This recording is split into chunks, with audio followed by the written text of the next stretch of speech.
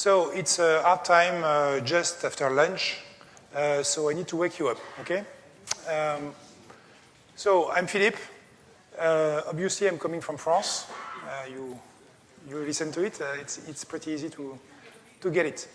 Okay, so what I'm going to do today is to give another look at what I call the team startup fit, which comes way before the product market fit.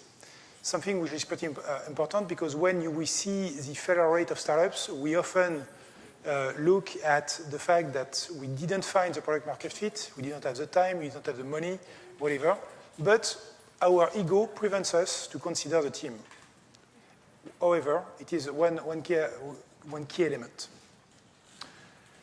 This was triggered 15 years ago when 3 of my best friends that are running as high-level executives in corporates decided all together, and they were running in different corporates, they decided to quit their job in order to start a startup.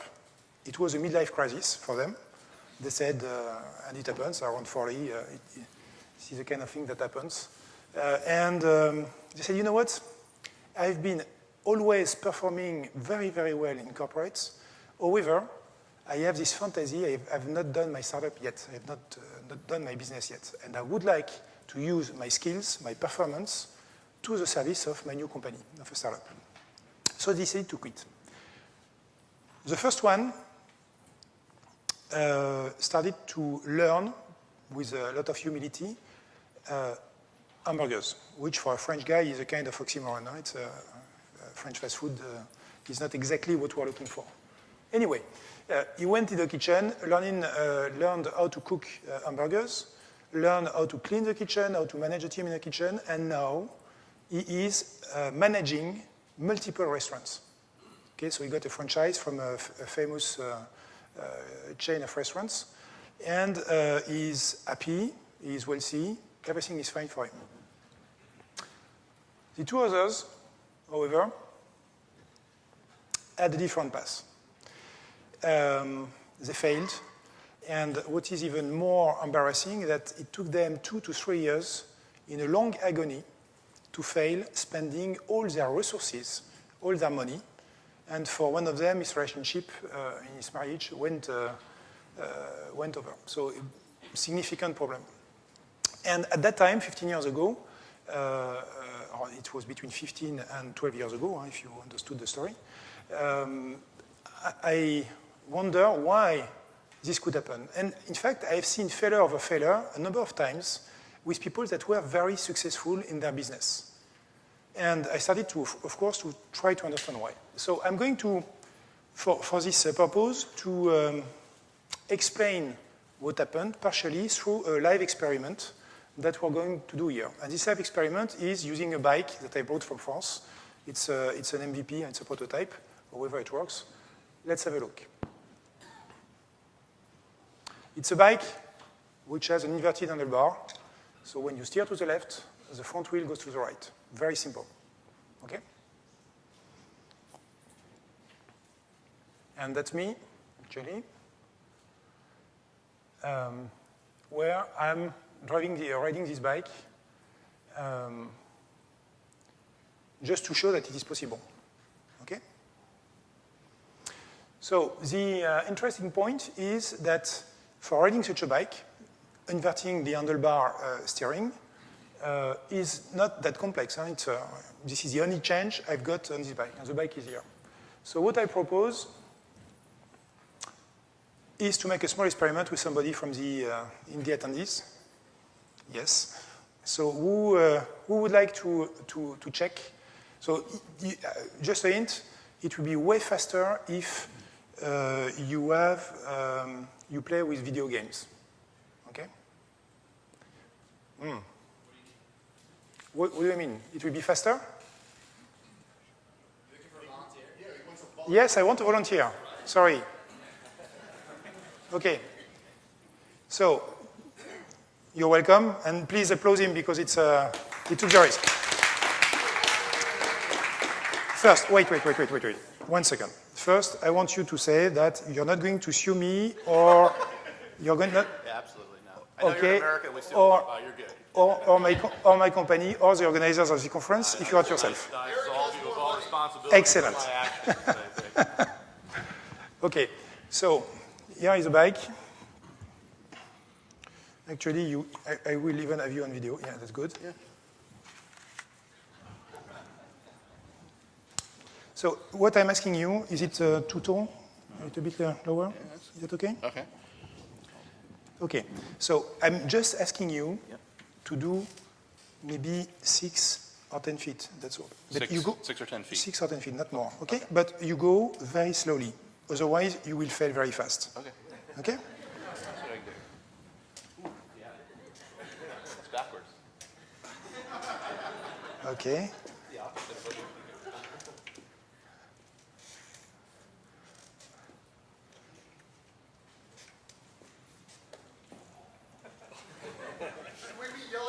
Okay, so I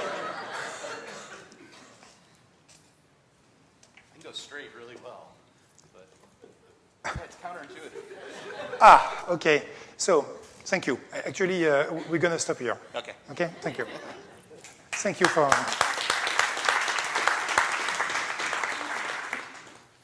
Okay, so what is the point making this small bike experiment? Well, actually, a little bit lower, please.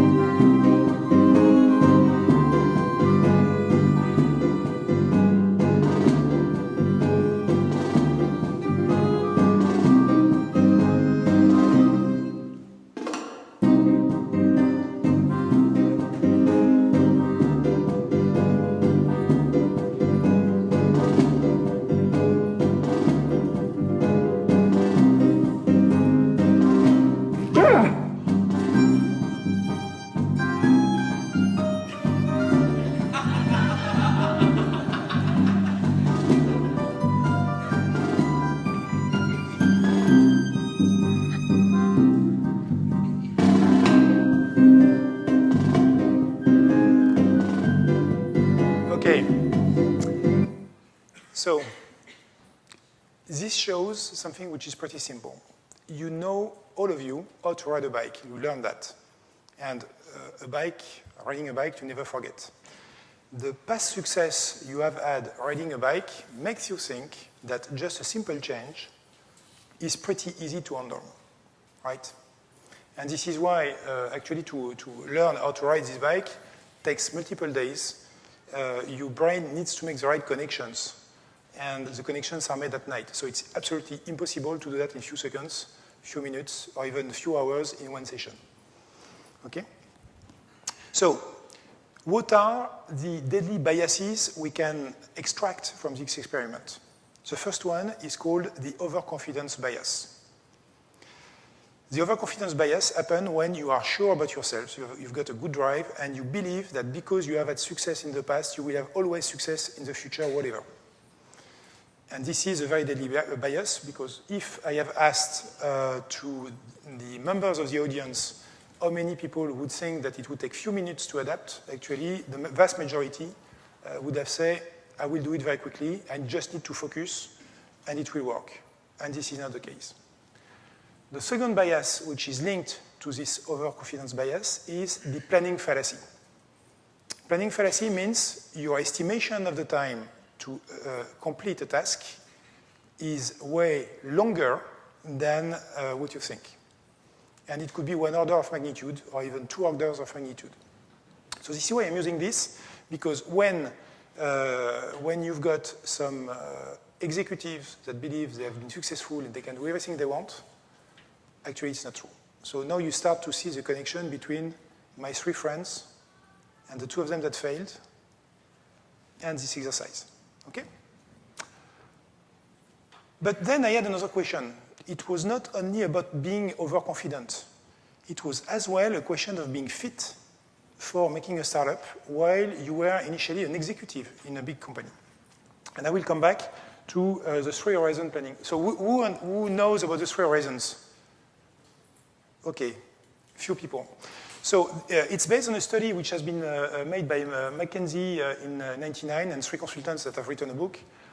Basically, you have your, in a running business, you are running the Horizon 1, which is giving back some profit. Okay? So the activities that, that are profitable are the Horizon 1. While you are getting money out of Horizon 1, you are preparing the next businesses. This is Horizon 2.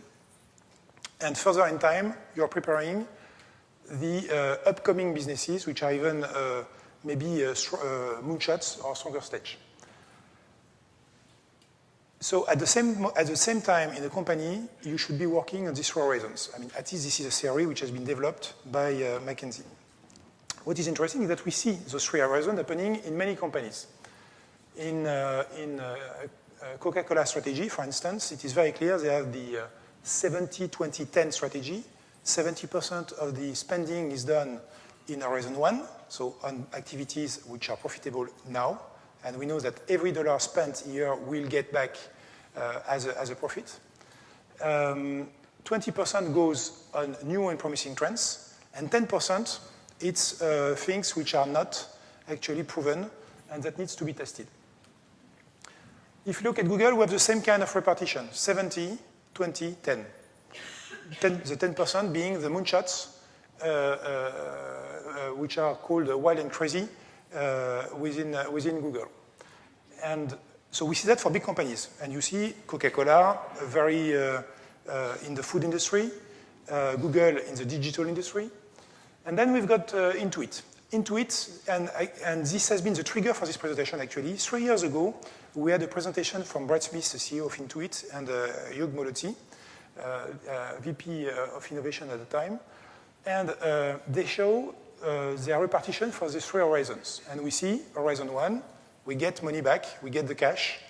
And this will, of course, fund the 2 other horizons, Horizon 2 and Horizon 3. Horizon 2, these are projects that you are going to scale up and bring to profitability, to Horizon 1. Horizon 3 are the projects on which you want to have the love metrics, you want to have people to buy in, such as you prove you've got something. With a slightly different repartition, it's 60, 30, and 10%. But what is even more interesting in the presentations, and this is what triggered my mind, is the way they represented the teams that were working in the 3 horizons. In Horizon 1, you see a rowing crew, okay? And in order to get profitable, you need to have people aligned in the same direction, and you need to have people increasing their rowing speed on a regular basis. So you've got a very known objective, a very known line to follow, and you're going to row against that line. What you don't want in this team is to have a distraction. You don't want them to deviate from their objectives. On Horizon 2, however, it's a different kind of team. You've got some people who are going into rapids, avoiding rocks. They have a global direction, which is to get down the river. And we know that there are some obstacles. So you need to be very agile. You just know what is the global direction. In this case, to survive to the rapids and to basically to come to this plane where you're going to row with another kind of team. And the last one is about treasure hunters. So you need to find, you need to use some hints, you need to use some observation in order to find out where are the treasures. Obviously, the teams are not made by the same kind of people. Okay? So based on that, I decided to look a little bit deeper on what were the key constituents of this team. So I'll come back to a figure, which is the life cycle of a product or a service or an industry. You always start to introduce a product or a service, then you grow. Then you've got a maturity part, which is, and the value in time could be very long. It could be very short in the digital age, but could be the industry of automobile, for instance, and could be tens and tens of years. And then you've got a decline and an end of life. This is the reality of all products. The key point in companies is, of course, to get some relays of growth, such as you're going to compensate the decline, and the end of life. This is why we've got these 3 horizons. Now, if we look at the activities for a product, we see that before ramping up and before introducing, of course, you need to discover the product and the service. So you have this first period, which is innovation and discovery. And guess what? When you look at the horizons, this is where we stand. The horizon 1 is the innovation and discovery part that you need to have before making any sales. Or basically, you might make some sales at the beginning, but this is not the point. The point is to make sure you've got something to validate. If you look now at what kind of activities take place in time, you see that the area of Horizon 3, this is where you are going to create new products. This is where you are going to discover new business models. If we speak about extending to new customer segments or new territories, this is more likely something that we will find in the optimization part, which is Horizon 1. Okay? So new products, Horizon 1, it's more the evolution of existing products. And we see it's a transition. It's not like there is a clear cut. It's a transition from the new product area to the evolution of existing products. So what do you need for this to happen? You need, on Horizon 3, more innovation skills, while on Horizon 1, you need execution skills. And I say more because, again, it's a transition. You still need to have execution skills when you're innovating because you need to make your experiments run. So you need to planify a little bit your experiment, even if you go very fast. You need to deliver on every experiment. So even if you have some innovation skills on the left, you still need some execution skills on the left. As well, on Horizon 1, you might work on incremental innovation. And incremental innovation needs to have some innovation skills. So you will find that as well under the name of exploration skills and exploitation skills. Actually, there is a lot of literature on the subject. And as well, discovery skills and delivery skills. Okay, so these are kind of synonyms. And this one is pretty interesting because this is the way a group of people has written it in the innovator's DNA. It's about discovery skills against delivery skills. They found that there were 5 discovery skills. So what I didn't tell you is that I started my life as an entrepreneur. And the first time I failed, okay? When you're in French and in France, basically you don't say that we failed on a startup. This is not very good, okay? Here, I don't mind. I know that it's part of the journey to success. Anyway, what happened in this first startup is that I was still a student in the university, and I failed on 2 of those 5 skills that were discovery skills. We did, way before the time, some encryption software for Macintosh and PC. And we sold some products, definitely. Reinvested all the money that we've got selling the products into advertisement. But since we are technicians and not marketers, guess what? We spend everything. And we don't get anything back from the advertisement. So we failed. We stopped after 1 year. Got my capital back, so which was already good. So we didn't spend everything. We just spent some time, and we learned. However, the second startup, I succeeded. Okay, I succeeded not because I knew from innovator's DNA. So actually, I could come back on what I've done in the past and said, yes, I applied all the skills at that time. So maybe it is part of the DNA, maybe it's part of being smart, I don't know, but this is what happened. So I succeeded in doing that. What is very interesting is that what is claimed in the innovator's DNA as well is that as the organization grows, discovery skills get replaced by delivery skills. And this is a transition that I have shown you on this activity life cycle. Now, when you look at the skills of the guys that you need to have, both innovation and execution, or both discovery and delivery, you see that there is a chart in which some key people have been charted by the team that has written this book. Typically, if you take somebody like Steve Jobs, he will be in the triangle part, which means he has very high discovery skills and pretty average delivery skills. And when you join a guy like Steve Jobs with a guy like Tim Cook, who is coming from the supply chain and who is absolutely excellent at the supply chain, Tim Cook is most likely very high in delivery skills and is lower than Steve Jobs in discovery skills. So the team, when they pair up, has made the company Apple go through the roof. Okay? So what is going to happen now that Steve Jobs is not here anymore? I don't know. I just let you guess. Now, you have this kind of setup in other big companies which are very successful. If you take Facebook, you've got Mark Zuckerberg, who is the visionary of the company, and Sheryl Sandberg, who is on the execution part, on the delivery part. So when you've got the right pair of people, and you mix the right skills, then it's absolutely wonderful. Okay. Now, if you understand that, you will understand why we have also serial entrepreneurs. A serial entrepreneur is somebody who is jumping from one venture to another and jumping from success to success. Okay? And those guys are typically very good at the discovery skills.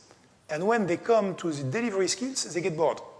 So they move away, and they go for the next one. Okay?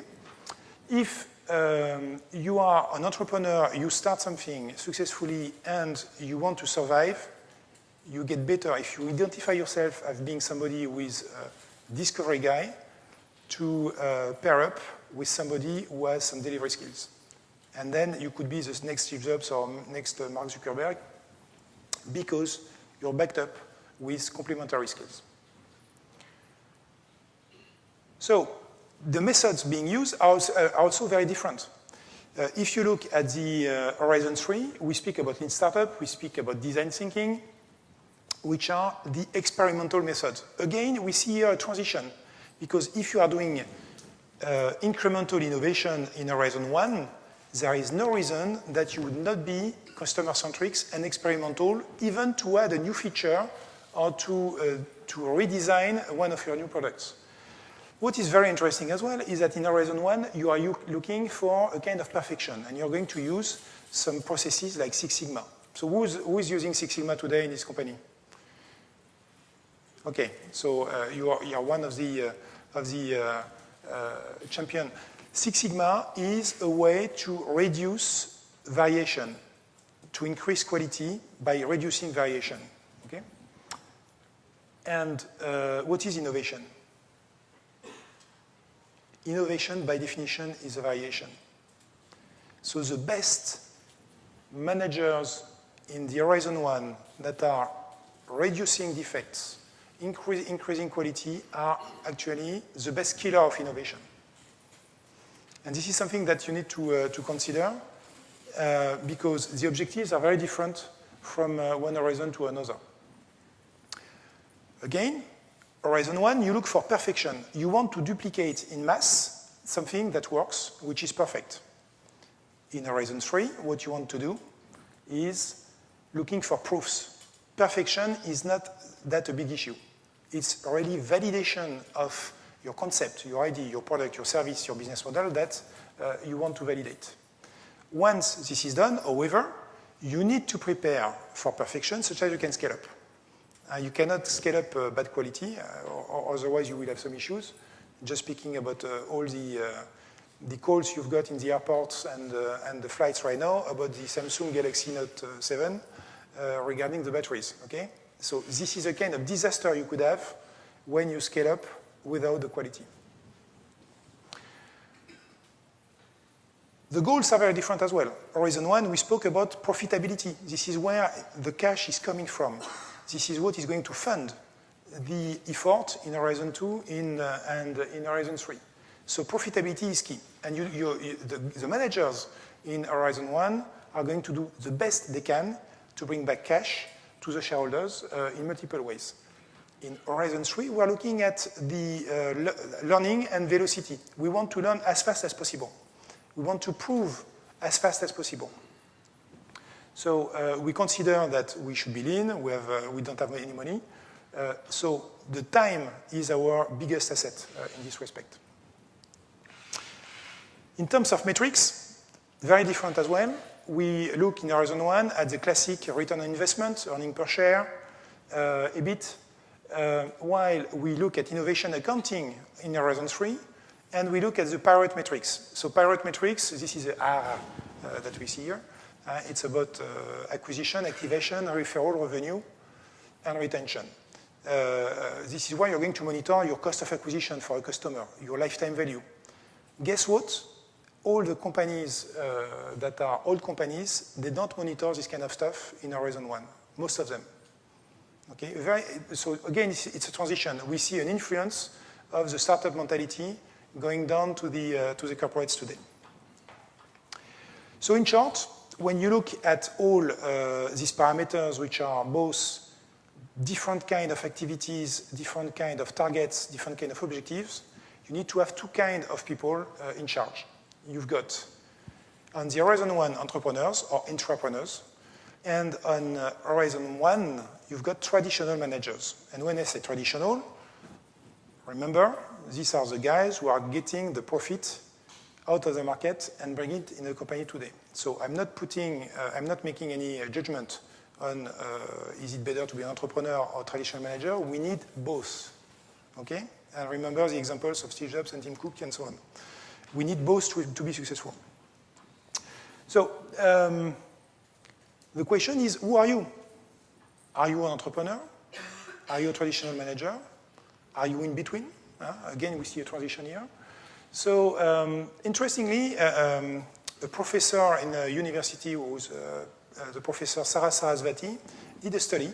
She asked herself why we would find some entrepreneurs if we were in the world, whatever is the age, the sex, the religion, the culture.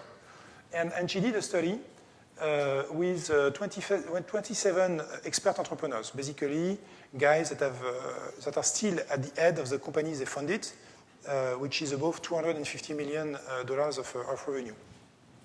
And she took as a control group 37 former MBA students. And the work was about how they would introduce a new product in the market. And what she found was pretty interesting. So to explain it, I will use the dinner with friends example. When you are traditional guy, or we call that as well causal in terms of traditional reasoning, you would go for your recipes, you will look at the list of ingredients, you're going to purchase them, you come back, and you follow the recipe, you cook, and then you've got your friends coming up for a dinner, and this is joy, and everything is fine, okay? In the case of effectual reasoning, which is called as well entrepreneurial reasoning, you're going to open your cupboards, you're going to look what you can do with what you have, avoiding the spaghetti alla bolognese syndrome, so the very simple meal that you can do. And you will ask your friends to come up with something, whatever, and you will put what they've brought inside your dinner in real time, and you will adapt in real time. And even if one of your friends knows how to cook, he will help you with the specific cooking that he knows how to do. And at the end, you have a dinner with your friends, and everything is perfect. So the goal seems to be the same, but the way to reach the goal is completely different.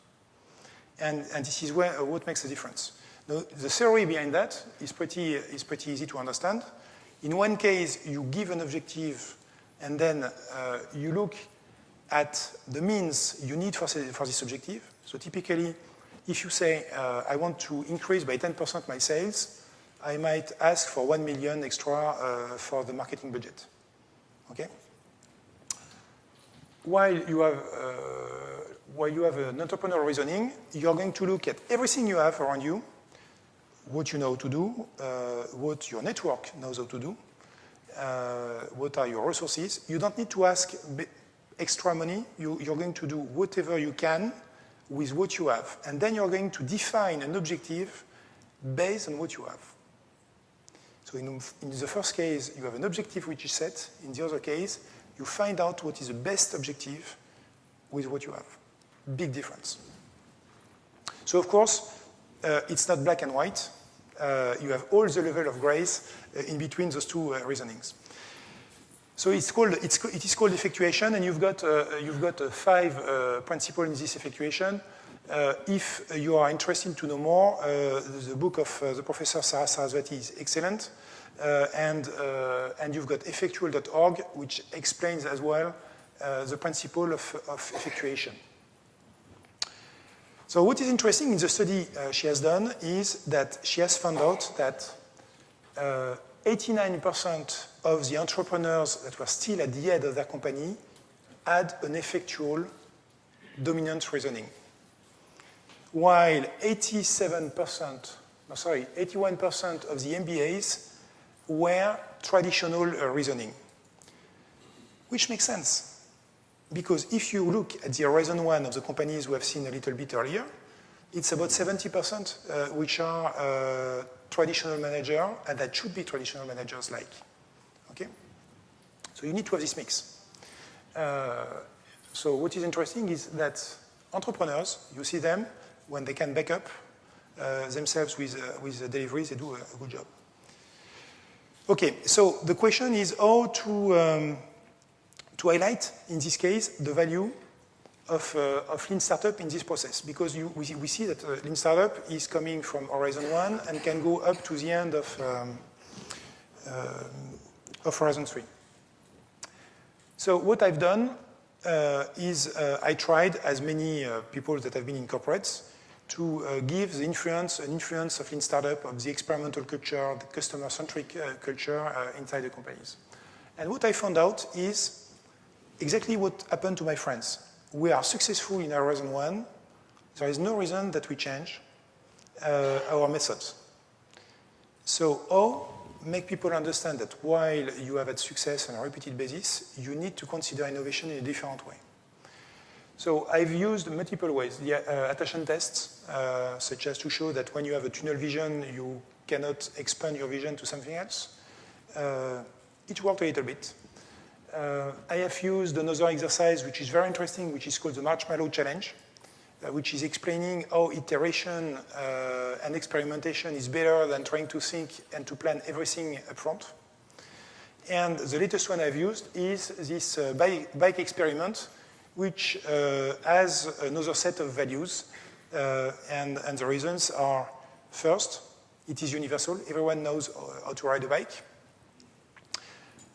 And it kills the overconfident bias in few seconds, if it is not in 1 second, okay? So in a very short exercise, I can explain, you know what, the success that you have had in the past doesn't mean you will succeed changing the methods in the future. This is very powerful. Another thing which is very interesting is that it shows how the brain seems to be hardwired. And because we have seen it, it's not easy to ride. We know that we can ride after a repeat exercise, and this is a good news. Even if you are a traditional manager, you can go to the experimental culture. You need to train, you need to practice, and you need to do it. So don't stay in the theory, you need to do it, okay? The brain is learning by doing. So for this bike, you need to practice, you need to rest, because the brain connections are happening at night while you sleep. Practice again, sleep again, practice again, sleep again, and then it works. For the experimental culture and customer-centric culture, we are in the exact same situation. If you are a traditional manager, and I have been as well one, even if I've been entrepreneur in the very beginning, I switched to the traditional management side, I learned, and now I'm switching back to the entrepreneurial side. So this is practicable, and you can learn about it. So with those examples, I hope that you understood why 2 of my friends failed miserably in their venture. This was something which has been terrible for them. I would not like to see that in the future to many people, to all the people which are around me. So I'm trying to help them to survive to this syndrome. I have not made my startup in the midlife crisis. So as a takeaways, I would say you need to assess your style and know where you're fit. Okay? You need to understand where you feel better in a company. Is it on the traditional side? Is it on the innovation side or discovery side? Second point, you can learn, and you might have some limits in learning. I know that I learned how to run, but I will never be a sprinter or even a marathon runner. So I know that I have some limits. Same in this case. You need to understand how much you can push your limits. And last, and this is very a key point, experimenting is absolutely key to overcome your cognitive biases, like the overconfidence bias or the planning fallacy and so on. So as soon as you can, you need to experiment. So what I'm doing right now is I'm setting up a test that would allow you to make a self-assessment of where you stand and how to push your limits. This test will be available soon, but you can register already if you wish on igsm.com/test.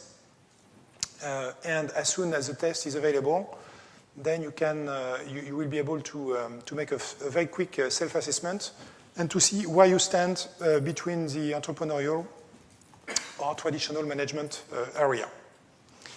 And with that, I'm ready to accept your questions. Yes, please. You talked about how there are 3 horizons, and you have essentially a continuum. You know, on one side you're here, on the other side you're there. For Horizon 2, are there any unique skills that enable someone to be more successful specifically in Horizon 2? So Horizon 2 is the horizon of growth hacking as well. It's scaling up. And Horizon 2 is as well the gearbox between Horizon 3 and Horizon 1. In many companies, for instance, you've got some IT systems which are pretty set, and you want, in production, you want to be as safe as possible. You don't want to mess up with production. So if you come with something which is not ready, basically you're going to disturb the guys who are rowing as fast as possible. So you need to adapt to their speed at some point. This is why you have this gearbox. If you cannot adapt to those guys because they don't want to be distracted in any way, it means you need to have a different path in the company in order to grow by yourself without disturbing the production of existing systems. So it's about agility, it's about politics. So, and this is a typical context-dependent situation on how to fit inside the company in this case. Next question? We actually don't have time. Sorry. We're out of time. Sorry. Okay. Well, thank you.